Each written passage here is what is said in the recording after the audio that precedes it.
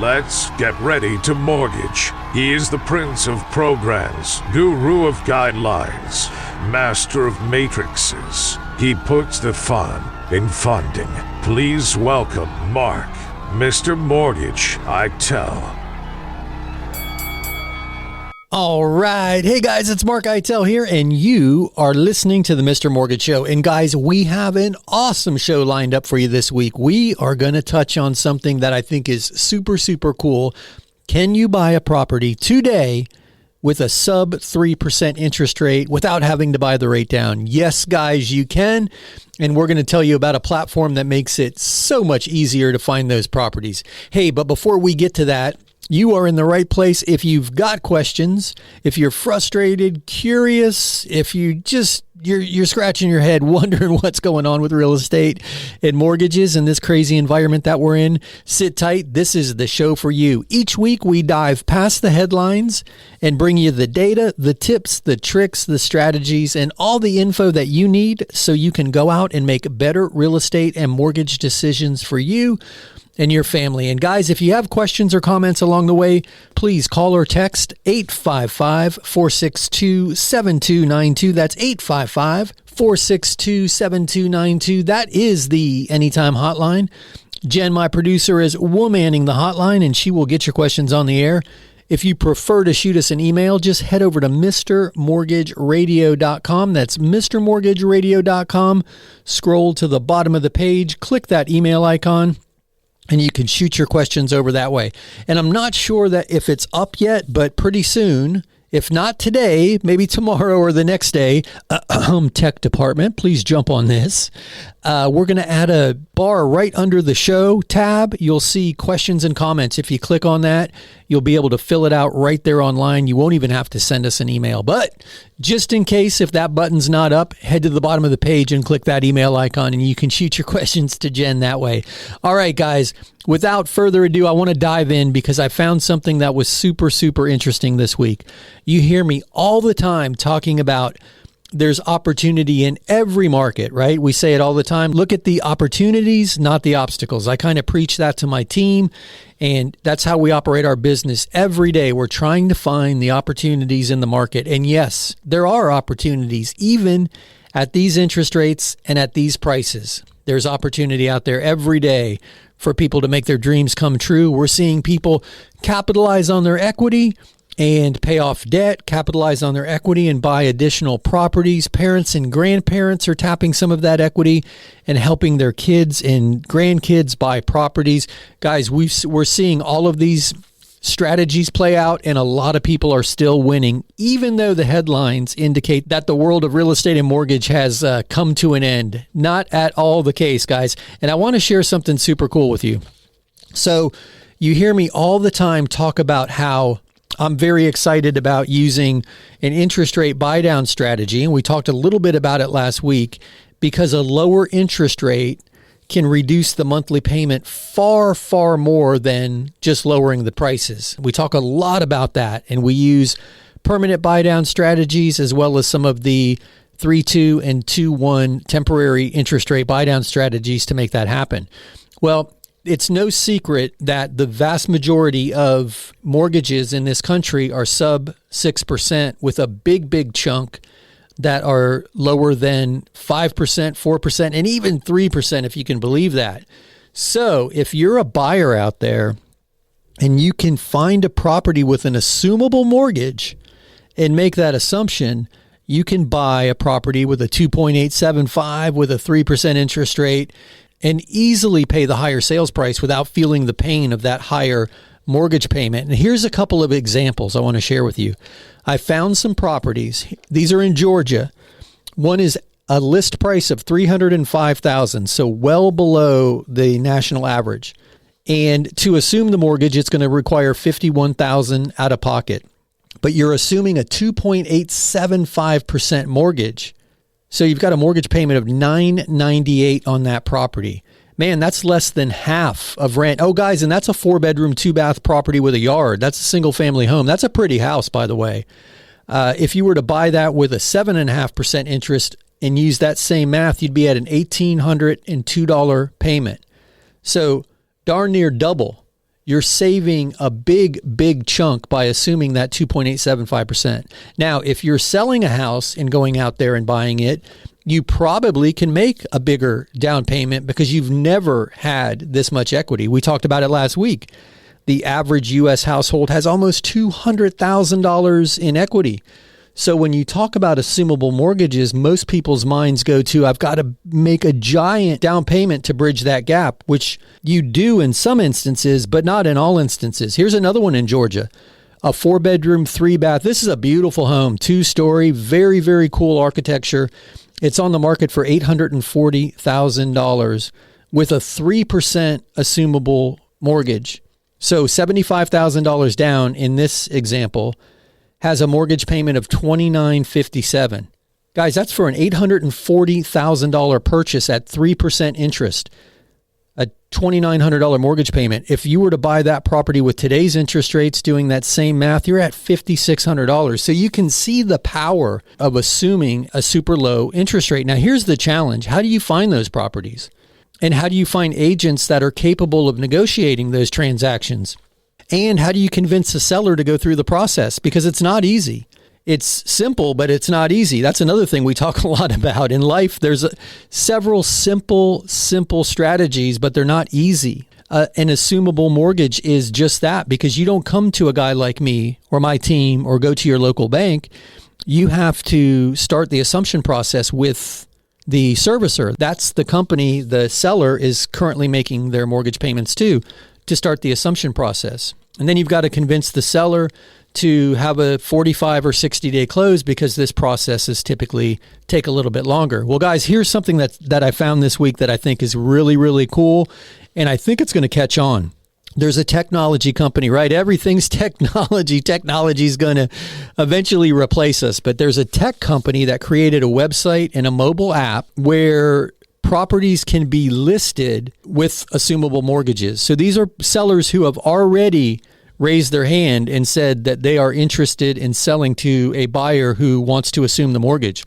The cool thing is that it costs the seller no extra money, so they're not apprehensive to go through this process. And this company says they've streamlined it so that it's painless, which only time will tell, because as I mentioned, they're simple but not easy. But the cool thing is you can search. This website is dedicated just to sellers who are willing to let you assume their mortgage. And it shows the interest rate, it shows the payment, and it shows the amount of money that you'll have to bring to bridge the gap. So truly, truly fascinating. And I do believe this is going to catch on in a big way. Guys, I'm going to be talking more and more about this. If you want information about it, go to mrmortgageradio.com and click on that Facebook page. I'll share the link to the website and to the app. It's called Roam. We'll share some direct links so you can get there and check it out for yourself. Right now, it's live only in Georgia, and I think they've got about 8 or 10 states that are waitlisted. So they're going to roll this out nationwide. But it might be an easy way for a home buyer or a home seller, if you've got a low interest rate and you want to go this route, but certainly a home buyer, to find the very best opportunities in their market when it comes to assuming a super, super low interest rate. But guys, I wanted to share that with you. Hey, you hear the music, you know what that means. That's my cue. We'll be back in a few. Sit tight on the other side of this very short break. We'll be back with more of the Mr. Mortgage Show.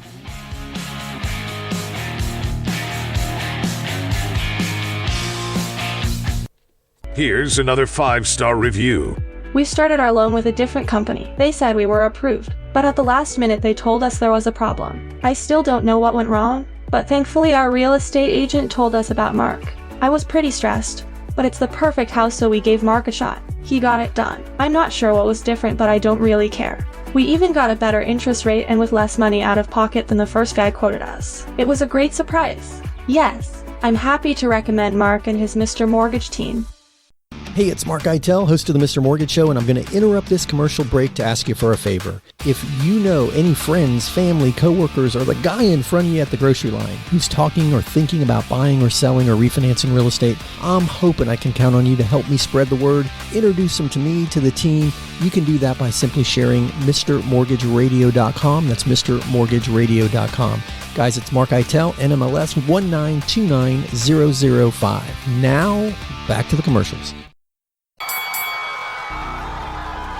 Welcome back to the Mr. Mortgage Show. Call us now at 855-462-7292.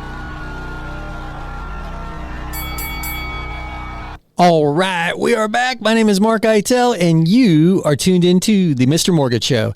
Guys, if you have questions or comments, just call or text 855-462-7292. That is 855-462-7292. That is the Anytime hotline, and Jen is womaning the hotline. She'll get your questions on the air for you, or if you prefer, just head over to mrmortgageradio.com. That's mrmortgageradio.com. Scroll to the bottom of the page, click that email icon, and you can shoot your questions over to Jen via email. And hey, during that last break, a couple of people text in, what was the name of that app? Guys, it's called Roam. I am going to pin it to the top of the Facebook group. Just go to mrmortgageradio.com and click that Facebook link.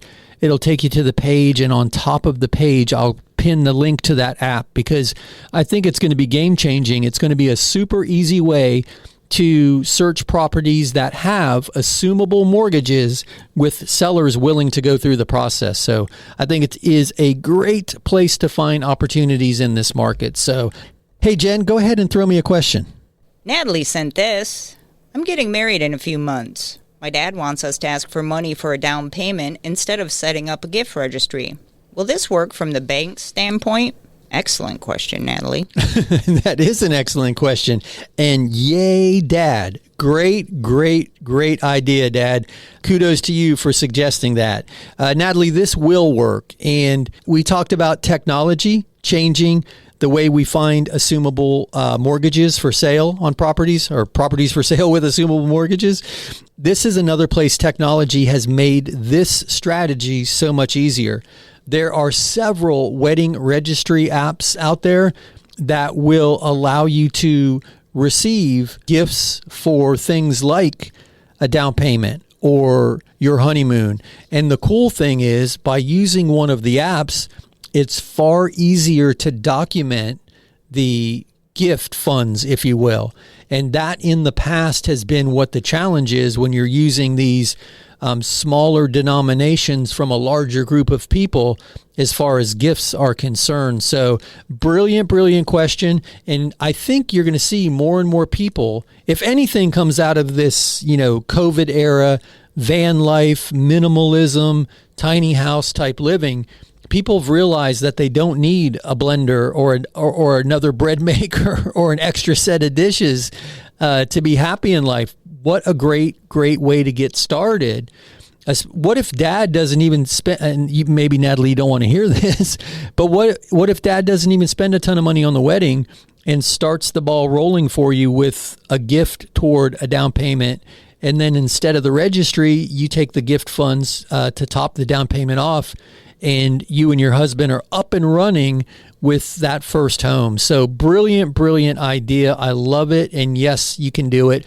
If you need help with what app makes it easy, there's a few of them. I know my team's got some experience with which apps make it easier. Just shoot us an email and I'll send you back the recommended apps for streamlining the documentation side of that. But yes, you can do it. So go ahead, make your plans to incorporate that as part of your registry. Brilliant idea. Thanks for that one. Hey, Jen, go ahead with another question. Eric sent this email. I'll try to keep this short. I'm using a VA loan, buying a house for $320K, and the seller is paying 3% towards my closing costs. My mortgage guy is now telling me I need to pay off a couple collections before I can close. I'm down to the last dollar on this one. Any advice? Wow. Okay, I need to know a lot more to give you really sound advice, but let me just kind of broad stroke this where my mind goes immediately. Depending on the amount of the collections, you might be able to ask for a slightly larger contribution from the seller because 3% is not maxing out the VA guidelines. So if the seller is willing to pay a little bit more of a concession, if you will, or a seller contribution, you can use those funds to pay off the collections. If the house appraises for more than the, $320, then you can increase the sales price and they can give you back that difference as long as it doesn't exceed the maximum allowable percentages for a VA transaction. So you might have a little bit of wiggle room in the math, depending on the seller's willingness to up their contribution if you are truly every nickel in on this. So I welcome the opportunity to have a conversation with you off the air and see if we can't maybe deep dive this one, because that's not enough info. But the encouraging thing is there are some opportunities within the seller contribution guidelines as far as what those monies can be allocated toward. And if the seller's contribution will cover, or the increased seller's contribution will cover the collections or the charge-offs or whatever they are that you have to pay, that might be a workaround. I would need to know a lot more info before I could give you a great answer on that. And I'm happy to have that conversation with you. Maybe we can come up with a strategy that you can take back to your mortgage guy and make it work. But I appreciate that question. Hey, Jen, can we squeeze in another question? Max is asking, I run a cash business and show very little income on my tax returns. Can I use a bank statement loan? How does that work? Thanks. Hey, Max, that's a great question, my man. Yeah, that's where I would go, bank statement loan. And the way that particular loan program works is a percentage of your monthly deposits is what's used as your income in the underwriting process. So depending on what type of business you have, because not all of them have the same percentages of deposits applied towards income. So as an example, if you were a consultant and you didn't have to buy a bunch of materials or have a bunch of expenses, maybe you worked from home, the majority of your income is truly income. But if you're a handyman or a painting contractor, you've got to buy materials, you've got equipment that you've got to own and maintain. A smaller amount of every dollar that you deposit is truly income. So there is a percentage applied to your deposits. And depending on the program, it's either an average of the most recent 12 or 24 months worth of bank statements. The 24-month program is preferred. And then that percentage is applied to those deposits to determine an income. And then the rest is pretty much the same. I hope that helps. That's a great question. And that's a big one. A lot of people don't realize that that program even exists, and they think that they're just stuck with no options. But there are options for just about everybody out there, assuming that you can afford the payment. So anyway, guys, you hear the music. You know what that means. That's my cue. We'll be back in a few. Sit tight on the other side of this very short break. We'll be back with more of the Mr. Mortgage Show. Let me tell you a little story about a man named Jed. Well, this is not a story about Jed, but it is a story about Mary. Mary is an awesome single mom who's been raising her daughter in a 1-bedroom, 1-bath apartment for the last 11 years. That's right, 1 bedroom and 1 bath. Hey, they've made the best of it. They've got bunk beds in there and it's worked. But her daughter's now a teenager and it's becoming a challenge, especially sharing that bathroom. She decided to jump in and become a homeowner. We got her approved with an FHA loan. That's right, I said it, FHA. Hey, if your agent's telling you FHA and VA loans are not getting accepted, you are working with the wrong agent. Contact me and I'll get you in touch with a really great agent. Hey, but back to Mary. She jumped in and she is now a proud homeowner. They have their own bedrooms, but more importantly, their own baths. They couldn't be happier. Guys, if you'd like to learn more, check out MrMortgageRadio.com. That's MrMortgageRadio.com. My name is Mark Eitel, NMLS 1929005. Check us out at MrMortgageRadio.com. Welcome back to the Mr. Mortgage Show. Call us now at 855-462-7292. All right, we are back. My name is Mark Eitel, and this is the Mr. Mortgage Show. And guys, if you have questions or comments, Jen is back there womaning the Anytime hotline. The number is 855-462-7292. You can call or text that number, 855-462-7292, 855-462-7292, or head over to MrMortgageRadio.com, scroll to the bottom of the page, click that email icon, and you can shoot your questions over to us via email. That's MrMortgageRadio.com. And man, we've had some good questions so far. Let's keep the questions coming. Hey, Jen, do you have another one back there? Sandra has this question. If my mom takes a reverse mortgage, what happens to her home when she dies? Does it automatically go to the bank? Hey, Sandra, that's a great question. No, it's going to be just like if she had a normal mortgage. So if it passes to you or it goes into the estate or whatever her end of life plan is for the property to change hands, it's going to do so with that lien. So if it goes into probate, you'll have the opportunity to either sell or refinance the property to pay off that mortgage, and then whatever the proceeds are will be distributed according to her wishes. So just because there's a reverse mortgage on it doesn't mean it automatically goes back to the bank. You have the opportunity, just as you would if there was a forward or normal mortgage on the property. It's just a recorded lien that has to be satisfied. Now, here's one thing that's super interesting about the reverse mortgage. Let's say she lives a long and healthy life after she takes out the reverse mortgage, and let's say property values go down. And this actually happened in the 2008 to 10 cycle of the crash. She owes more than the property's worth. Well, the good news for you and anybody else in the will is that it's non-recourse at that point. It's a federally insured loan program, so the loss is insured. So if she dies and the property is upside down, none of that negative equity will pass to you, and you won't have to liquidate other positions in the estate to satisfy it.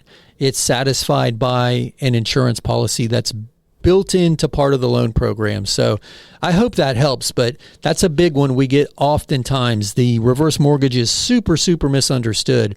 If anybody out there has questions and you want to start the process and just get some information, not ready to talk to anybody yet, just go to mrmortgageradio.com and click on that More About Reverse button. You can request your booklet there. There's a little explainer video. We'll give you any information we can to answer questions and help you get an understanding of how the program works. But great question. I appreciate that one, and I hope that helps. Good luck with that, and if you need us, we're here and happy to help. Hey, Jen, throw me another question. Here's a text from Brian. Cash out refinance versus debt consolidation refinance. What's the difference? Hey, Brian, I get it, right? It feels like the same thing. I'm refinancing my house and pulling out some equity. With the debt consolidation refi, we can actually pay the debts off at closing. So we can reduce your debt to income ratio by whatever debts are being paid off. So oftentimes it makes it easier to qualify for the cash out refinance because we're reducing your debt to income ratio by paying off things like your credit cards or car payment or boat payments or whatever it is. With the cash out refi, you're just refinancing the house, taking a lump sum of cash at closing, and now you're adding that new payment to your debt load. So as long as you can meet those guideline requirements as far as the amount of debt to the amount of income, then there's not a ton of difference. But the big difference is how the debt to income is calculated with the debt consolidation refinance. So one is using the equity that you're taking out to pay the debt off right there and then. The other is just taking out some equity to do something with outside of the closing, if you will. So I hope that answers your question. And the other refinance option is rate and term, which we're not going to see for a while. And that's when you're simply lowering the interest rate or shortening the term of the loan. And that refinance program has a slightly better interest rate because the risk associated is less to the lender. So I hope that answers the question. If you need more info, you know how to get hold of us. So, hey, Jen, toss me another question. Matt is asking, can I buy a fixer-upper as a first-time buyer and finance the renovations?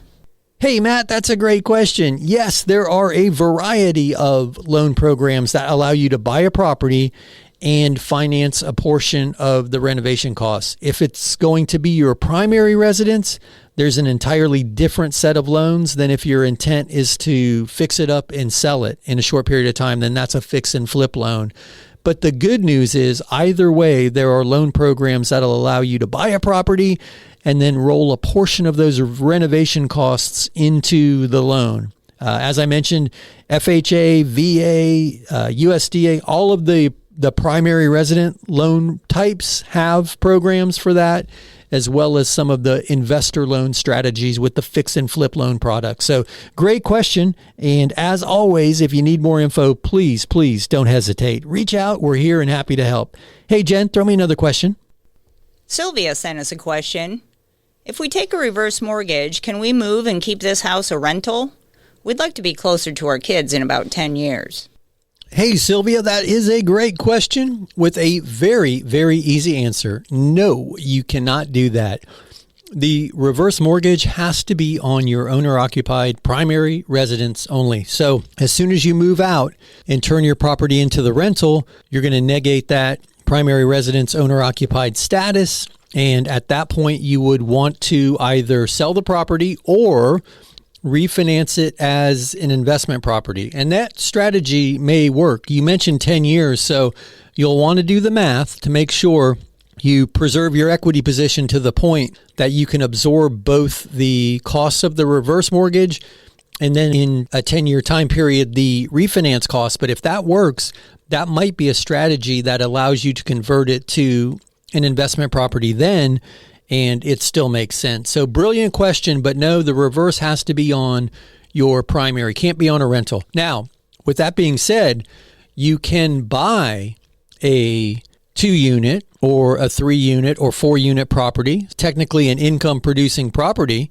and use a reverse mortgage to buy it and then have no monthly mortgage payment and the positive cash flow from the property. So there are strategies to create income from a reverse mortgage, but it's just not as simple as doing it and then renting that property out, because you'll be required to either refinance it or the note may be called due. So just wanted to share that. Another thing we're seeing people do is take the reverse mortgage, pull some equity out of the property, and then buy an investment property or use the equity to gift monies to their kids or grandkids to help them buy real estate.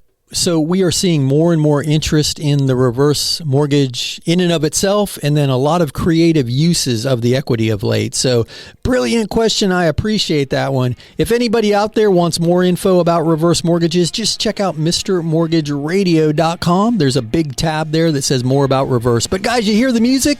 You know what that means. That's my cue. We'll be back in a few. Sit tight on the other side of this short break. We'll be back with more of the Mr. Mortgage Show. Here's another 5-star review. My wife and I own a small business. And the way our accountant file our taxes, we don't show much income on tax returns. Because of this, it looks as if we don't make the money. This was a problem for our bank when we applied for a mortgage. But not for Mark. He verifies our income by using our monthly bank statements. Mark and his Mr. Mortgage team made a big difference for me. Yes, I am happy to recommend Mr. Mortgage Mark.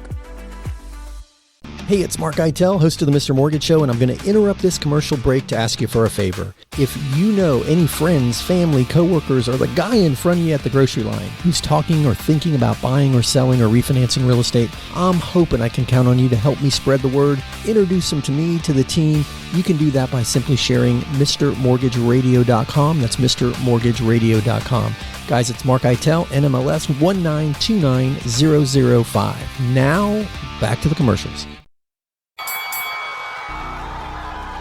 Welcome back to the Mr. Mortgage Show. Call us now at 855-462-7292. All right, we are back. My name is Mark Eitel, and you are listening to the Mr. Mortgage Show. Guys, if you have questions or comments, just call or text 855-462-7292. That is 855-462-7292. That is the Anytime hotline. Or head over to mrmortgageradio.com. That's mrmortgageradio.com. On the bottom of the page, you'll see a little email icon. If you click on that icon, you can shoot us over an email. We will get your questions on the air, or if we're not on the air, we'll definitely shoot you back an answer. So let's throw it over to Jen and keep your questions coming. Go ahead, Jen. Sam sent us an email. I've been hearing a lot about assuming a low interest rate when buying a house. How exactly does this work? Hey, Sam, that's what we were talking about in the opening segment, my man, in that new app and website that features only properties for sale with assumable mortgages. So great question. The way it works is you're going to call the servicer of the seller's mortgage. That's the company the seller is currently making the mortgage payments to, and ask for the assumption department, because that's who facilitates the assumption. It doesn't go through a new lender, not even us here at the Mr. Mortgage team. We can help you and answer any questions you have, but it's actually facilitated by the servicer's assumption department. So I hope that answers your question, Sam. That's a great one. Hey, Jen, throw me another question. Here's one from Kobe. I'm a first-time buyer. My folks are willing to help however they can. If they co-sign for me, can I still use a down payment grant? They already own a house and are not first-time buyers. Thanks. You guys are awesome. Thanks, Kobe. And in most cases, yes. Even though your folks are co-signers, right? They're technically non-occupying co-borrowers.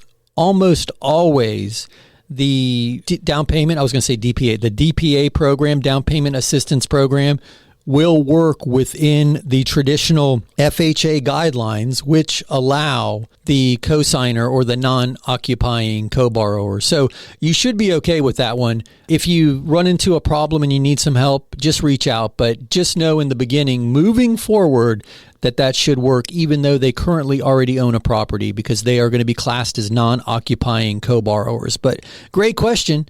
Hey, Jen, do you have another? Cecilia sent us an email. How does selling and giving the equity to my son work? I'm happy to let him take over the house, but I do need a little money out of it for my next place. Hey, Cecilia, great question. You will be selling the property and giving a set dollar amount of equity. So let's say you have a property that's worth $300,000 and you owe $100,000. You have $200,000 in equity. You could sell it to your son for $300,000, gift him $60,000 in equity so that he is now at an 80% loan, and then the balance of the equity could be what you take with you for your new place, or any mathematical equation of that makes sense to you. So it's not like he's taking over your mortgage. You're actually selling him the property, and instead of him needing to put a down payment down and closing costs, you're just gifting him that amount of money out of the equity, and then the rest of the equity would go to you. So I hope that makes sense. We see that often. We do a lot of transactions like that, and you can get super creative with how you use that equity to make the transaction work really well for both parties. So congratulations on being in the position to help him get into the home with that equity strategy. So great job. If you need more information, you know how to reach us. I'll do whatever I can to help, but I appreciate that one. Go ahead, Jen. Lee sent this. Can I use the landlord loan for a cash out refinance? Is the income still based on the rents only? I'd like to start using that BRRRR strategy you talk about. Hey, I was going to suggest that. I'm glad you must have caught that on the podcast. So guys, BRRRR, B-R-R-R-R, buy, rehab, rent, refinance, and repeat is what the acronym stands for. You'll hear people just call it BRRRR. It's buy, fix the property up, get the property rented, refinance it, and then go out there and buy another property. So yes, you can. You can use the landlord loan as a cash out refinance, and it works exactly the same way. We're just looking at the income that the property produces. So we're not looking at your personal income. So whatever rental income is currently on the property, that's going to be the income used in that debt to income ratio, and just the debts of the property. So hope that helps. But yes, sir, a lot of people use the landlord loan and that BRRRR strategy to parlay it into a nice real estate portfolio. Great question and great strategy. Hey, Jen, toss me another question. Here's an email from David. Why do I hear agents saying FHA loans are a bad choice? The rates seem better. What am I missing? You are not missing anything. It's the agents that are missing it. So I don't know the answer to that question. Somewhere historically, somebody started a rumor that VA and FHA loans are difficult to close and put the seller at risk. Well, that's not the case, guys. As long as the property's not in disrepair, there's very, very little difference from the mortgage standpoint as far as the seller's concerned. Now, That being said, if there's broken windows or chipping paint or exposed wires or staircases with no handrails, both the VA and FHA loan will call those out as necessary repairs. But in and of itself, the FHA and VA loans are amazing loan programs. And right now, as you mentioned, you're seeing they carry a lower interest rate. So why would you not want to consider that FHA loan? It's a brilliant, brilliant loan program. And it's just a wives' tale. We do not have a difficult time getting FHA loans closed. Outside of those property conditions that I mentioned, it's really just a confusion that turned into a myth that has spread like wildfire, primarily through COVID. So I'm happy to talk to your agent for you, but a rock-solid FHA approval should not be anything that you're afraid of if you're a seller. So brilliant question, though. I appreciate it. And I take that one personally because I have a big place in my heart for first-time buyers, and a lot of first-time buyers utilize that FHA program. So I would be happy to dive in if you need some help with that. But great question. Hey, Jen, let's try to squeeze in another question. Here's one from Sandra. We're selling, and I was going to use my current mortgage company for the new house, but the fees seem high. They even want to charge me a fee to pay my taxes and insurance myself instead of paying it each month. Is this normal? Hey, Sandra, that's a great, great question, and thank you for asking that one. I can't speak to all of the fees without seeing the fee sheet, and I'm happy to review that fee sheet for you if you like. Guys, we have a free service for all of our listeners called feesheetreview.com. There's no obligation. If you're in this situation, like Sandra, and you've gotten a mortgage quote and you're not quite sure if it all makes sense, just check out feesheetreview.com. We'll look it over and we'll tell you one of three things. Either, hey, this is an awesome deal, march forward knowing you did great, and then you can focus on the move. Or we'll point out some places in there that you can renegotiate with your current lender, or we might even be able to offer you a better deal altogether and save you a bunch of money in either fees or interest rate. Now, let me dive into the escrow waiver portion of it. So it's not uncommon, Sandra. A lot of lenders will charge an escrow waiver fee. Now, luckily, we have programs with no escrow waiver fee, but that's not the case with everybody. And the reason a lot of lenders charge that fee is because it puts them at a higher risk if they are not holding the taxes and insurance and escrow. And that's because the only thing that supersedes a first mortgage in a foreclosure auction are the taxes and any municipal liens, but the municipal liens are often few and far in between, but the taxes are a big, big thing. So the lender wants to make sure the taxes are paid on time, because each time they're not paid, that's extending risk to the lender, who now suddenly is in second position behind the taxes.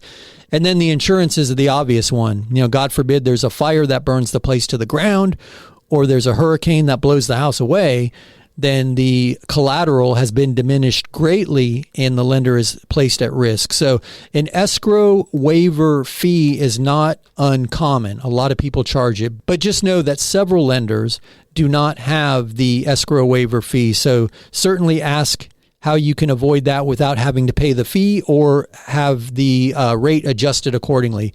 I'm happy to jump in if you need help. As I mentioned, we've got programs with no escrow waiver fee, but at very least, I would love to get my eyes on that fee sheet and see if we can't point out some places that you may be able to save some money. So great question.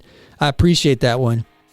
Hey guys, you hear the music? You know what that means? That's my cue. No, it's not my cue. It's my cue to stop talking. We're wrapping up another week right here at the Mr. Mortgage Show.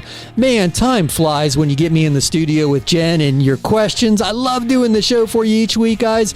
If you need us during the week, just check out mrmortgageradio.com. That's mrmortgageradio.com. Otherwise, we'll be back next week right here, same time, same station. All right, guys, have an awesome week. We'll see you next time. Be good.